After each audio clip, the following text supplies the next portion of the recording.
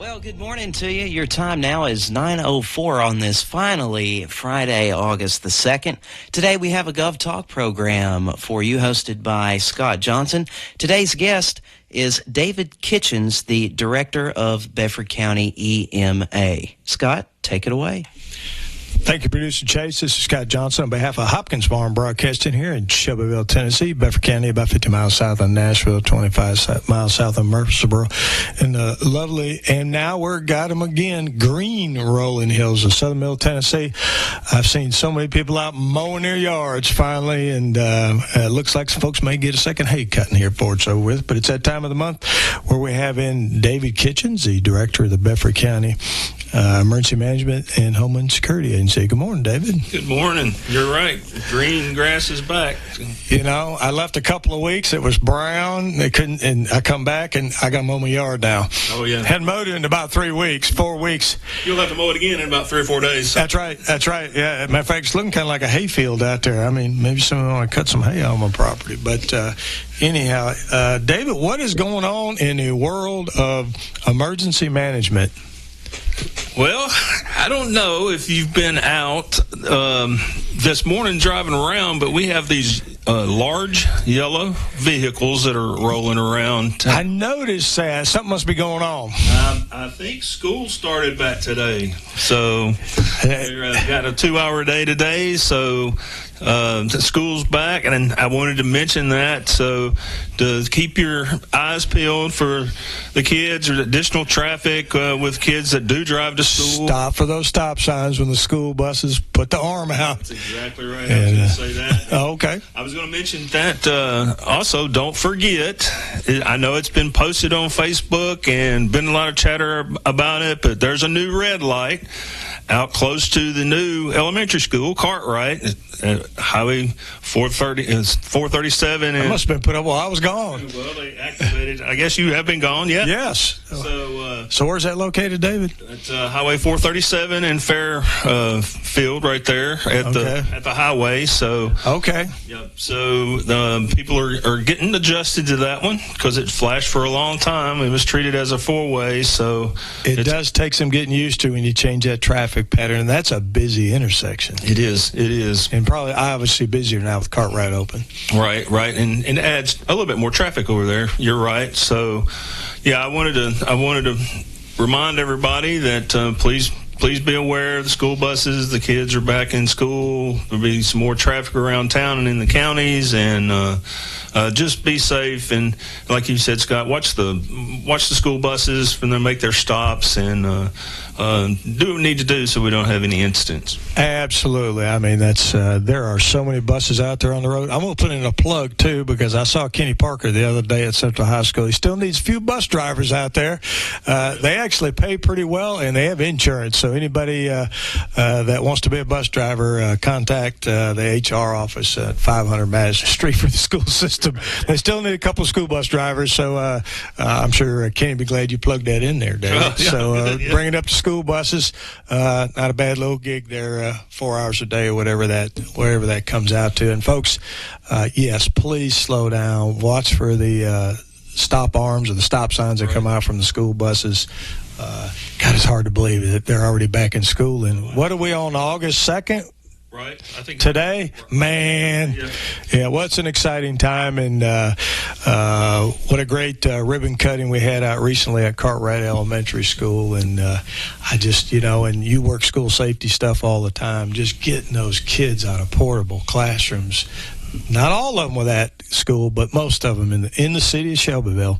Getting those kids, what a great accomplishment! Right, that is a good deal, and that's another thing you brought up, school safety. So we were in meetings last week with principals and SROs and their safety team at schools. Okay, went over safety protocols, and so everybody was receptive to that. We got a plan and working on some other stuff, so that's in play and moving forward. So we're doing. That's a huge program, right, David? I mean, because folks think a lot about, they see on the news like active shooters and stuff in schools, but your safety programs encompass a whole lot more than just that. I mean, that's obviously a big part of it, but you're talking, I mean, I think we get those things called tornadoes. Right. Here in Middle Tennessee, I know you guys work a lot on that, right? Right, we do, and that's part of it. The severe weather is a part of it, but something that a lot of people don't think about is if something's going on around the school, not necessarily at the school or involves the school. Let's say the police or deputies are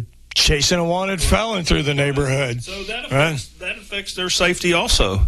So protocol's been put in place for that, and different levels of security for the schools, and everybody is on the same page of what we're going to do and how we're going to do it. So it's working well. I know the design for Cartwright, because it's obviously a brand new school, was incorporated a lot of safety features that haven't been able to do in the past necessarily. Right. And I know the school system's in the process of building what you and I would call Sally ports, right.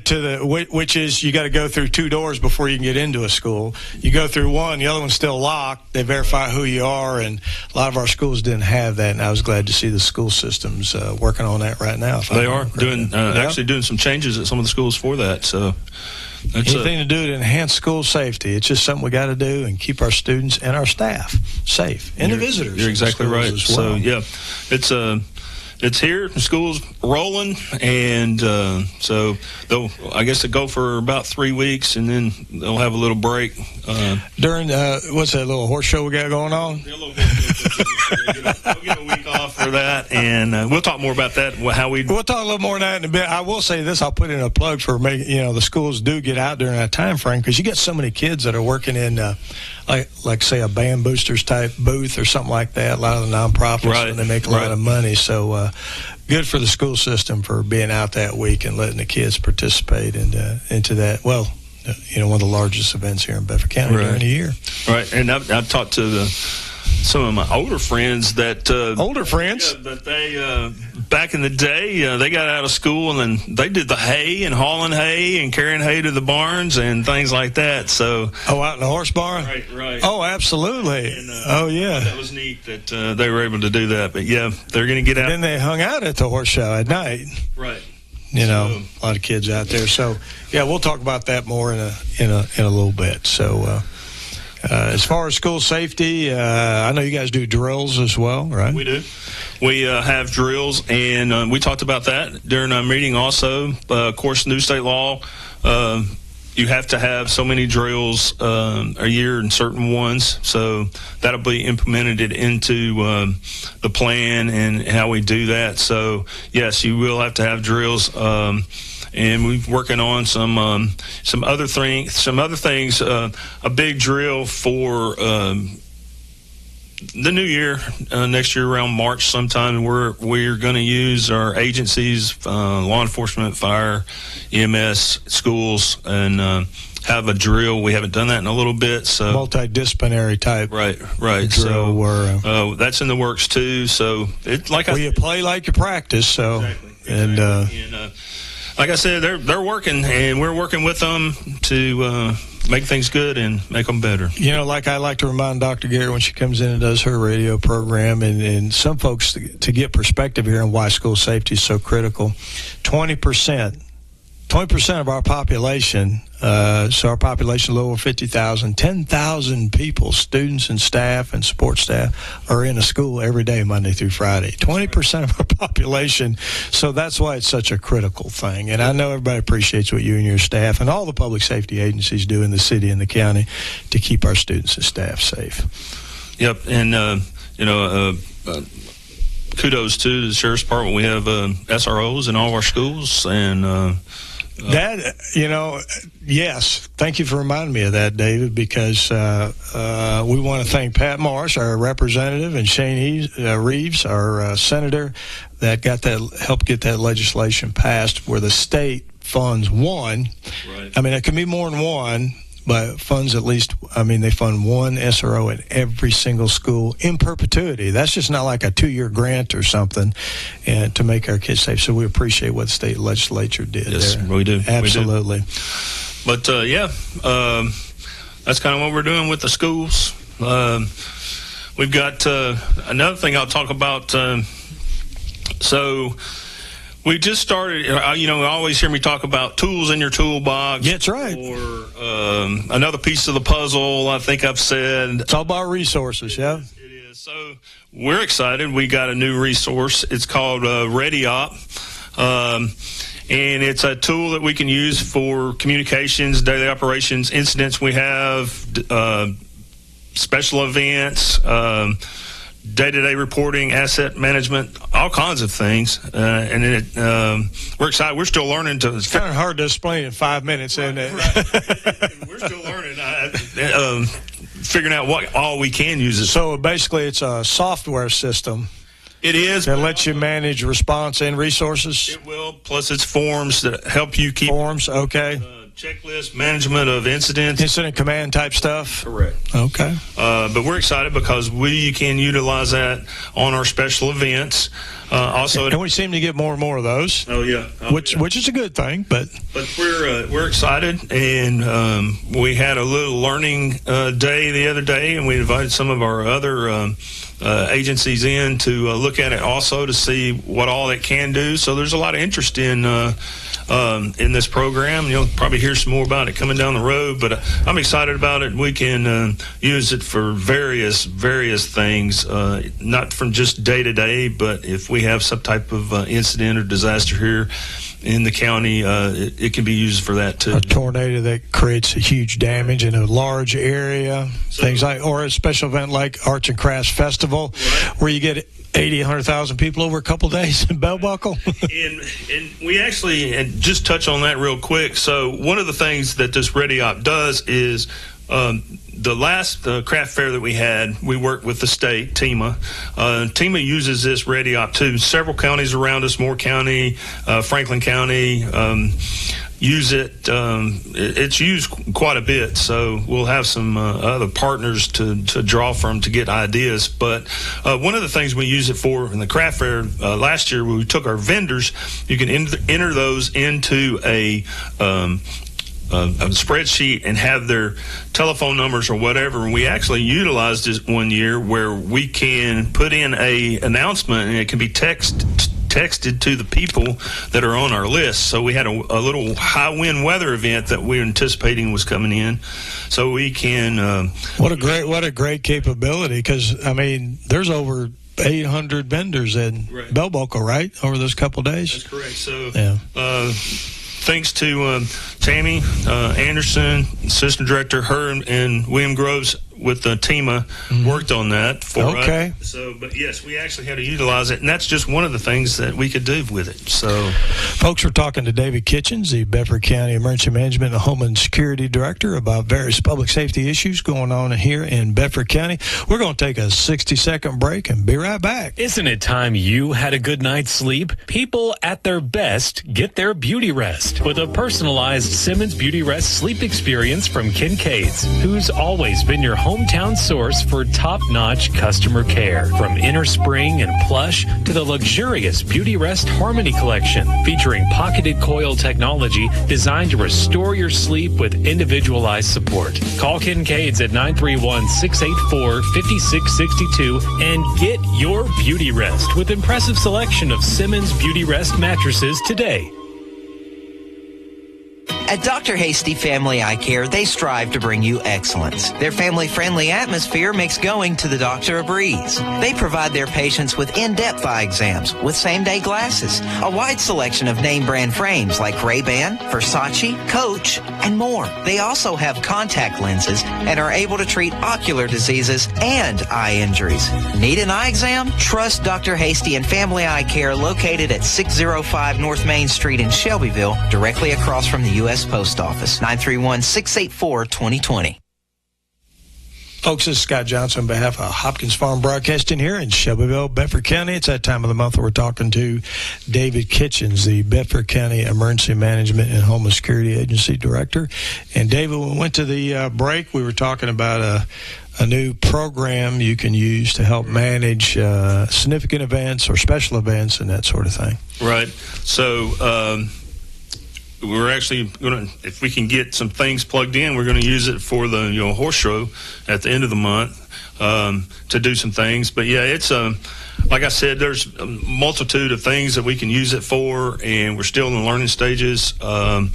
So we're excited about it. And one thing, a lot of this stuff, it's automatically logged, and history and actions are recorded, so you can add dashboards to it, which would be something that we could add and put out if we needed to do information on Facebook or whatever. So, that limits us having to do a lot of other legwork. So, well, that blast and that text messaging capability during a special event, that's a critical piece right there. For your folks that we had for the craft fair, that was an easy way to, instead of riding around, and back in the day we rode around on a public address system or whatever, and it's windy and nobody can hear. Right, and so yes, it is a big plus, and we're excited about it. So. Good deal. What else you want to talk about, David? Well, I mentioned it just then. The horse show.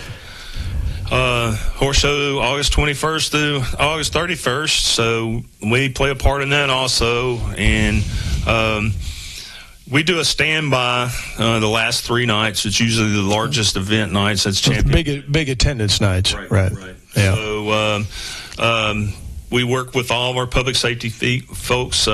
We work with fire and law enforcement. Our law enforcement includes the fire is Sheffield City Fire, and the county fire assist them as needed. And then, of course, EMS is out there, and our law enforcement.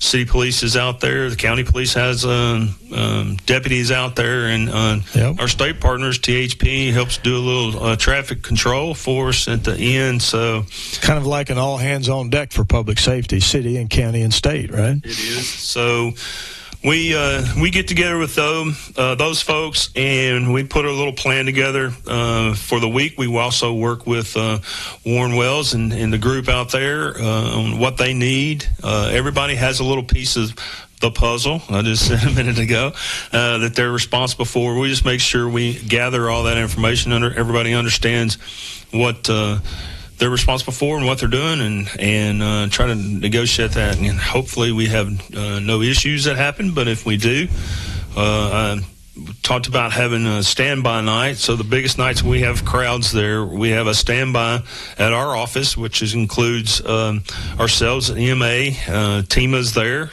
We have a state person in-house.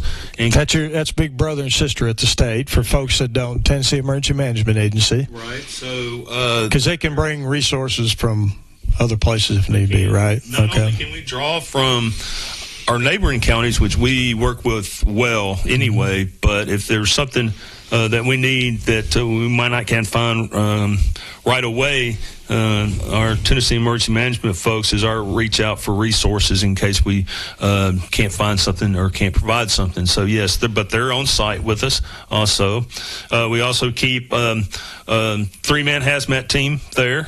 In case something hazardous should pop up. You just don't know, right? No, you don't. Tanker truck driving around right by the horse show overturns or whatever. Right. Yeah. So we try to look at all possibilities. We also have a couple of our school buses from the garage that are there with drivers in case we have to evacuate some folks. We can get that started right away with having a couple on hand right then. We also have some sites off site from the grounds themselves, that in case we need to evacuate people, that we can do that. So, places to go. Yes, that's correct. Okay. So we have a big plan. Is it a written plan? It is. It's, I can't remember how many pages it is. I think it's a bunch. It is. I forgot. Why is a plan important? I mean, because I guess it provides expectations for each department, kind of know what their role is. It does, and like I said, it lays out what each group is responsible for, or what they're going to be doing. Now, not much changes from year to year, but every once in a while we'll have something we have to change or something we have to do. Of course, it lists people that needs to be notified in case something happens. So we have a communications, phone communications list in there. Also radio communications, who's going to be on what channel. So we put a lot. It's all about communications, right? Right. When it hits the fan, right? Right, that's correct. So, and then we got communications just to the public themselves. We can use through our 911 or through our folks, Code Red or iPause, Code Red. Of course, you could sign up for Code Red if you go to Bedford County E911.org, I think it is, their website. There's a place that you can click. A little button to click on, and you can sign up for messages that are sent out by 911. I'd highly encourage folks to do that. We continuously do that. That's one way to get, not only, you'll get the weather information also if we have severe weather, but if we have some type of an event in and around the county, we'll put information out on Code Red also about what's going on. And so that's a big thing. Another thing I mentioned is iPause. iPause is something that we do through our 911, which can draw an area. If, say, we're having something in Bell Buckle War Trace area, they can draw a polygon, and we can just touch those people. We get information just like it's. When you think about Amber Alert, it's the same type of thing. It's directed just in that. Except it's more local, and it sends a text message, right? That's correct. To every phone that is activated and has in that area. And that's another thing. You need to have your emergency informations button clicked on to be able to get one of those. So, to me, iPause is one of the best capabilities you can possibly have, right? Because it's the quickest way to get information out. I know it's a federal program that's administered by the state, and I guess you guys had to get approved to be able to use that. But and I know you used it in the past. Oh, we have. And we've used it on some missing folks and some other things. So it is a critical piece. Like I said, you can. Everybody's got a cell phone. Right. And the thing about that is if you're out, let's say, when I say drawing a polygon, that's a certain area. Kind of like drawing a circle on a map. Right. So on a technical map, yeah. Right. Everybody in that area is going to get it right then. But also anybody that rides into that polygon or that circle area or their phone's hitting that cell tower, it will alert them that something's going on in that area. So that's the advantage, I guess, of it doesn't matter. Right. And it's going to hit everybody in that area. And what a great capability to get the word out quickly, because communication's always tough. So big believer in iPause. Yeah, that's communications. That's the easiest thing to put together, but the hardest thing to negotiate during an incident. Because if you talk to any public safety folks across, not just here, not just the state of Tennessee, not just the country, it's everywhere. Communications are always an issue or always a problem. So we try to get and do and come up with ways to get more information out to more people quicker. And, I've said it before that the radio station here, WLIJ, is one of our reach out partners on that too. So we do appreciate that. So.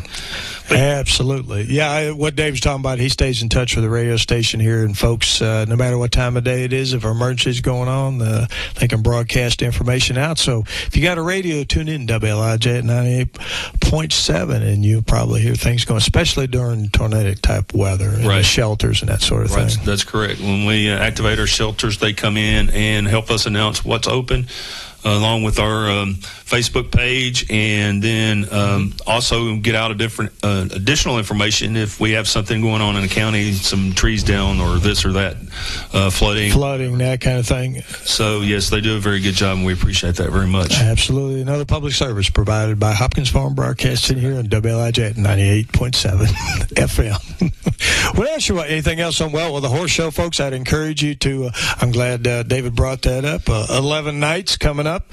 I encourage all our local folks here to come on out and enjoy the horse show. Things are actually looking really well this year. Talking to Warren Wells, who's the CEO of the celebration out there.